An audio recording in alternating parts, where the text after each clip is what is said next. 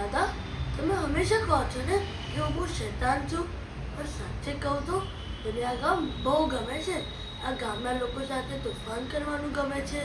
આ લાઈટ, આ ફટાકડા, આ દિવાળી મને બહુ જ ગમે છે. અને એવું લાગે છે આકાશ પણ આપણી સાથે ઉજવણી કરે છે. પણ હવે બધું બદલાઈ ગયું છે. હવે હવા પણ ભારે થઈ ગઈ છે અને તમે પણ પહેલા જેવા હસતા નથી. દાદા, કાલે રાત્રે મેં કંઈક જોયું. એક માણસ જે માણસ જેવો નહોતો, ઝોમ્બી જેવો હતો. એ કૂતરાની જેમ બાઇટ ભરવા આવતો હતો. એની આંખો, એનો ગુસ્સો એ ખાલી મને જ દેખતો હતો. મને સમજાતું નહીં આપણા ગામમાં શું થઈ રહ્યું છે. બધા એકબીજાને બાઇટ ભરવા કેમ આવે છે? પણ મારી અંદર કંઈક બદલાતું છે મને એવું લાગે છે. મને બી બીજાને બાઇક ભરવાનું મન થાય છે.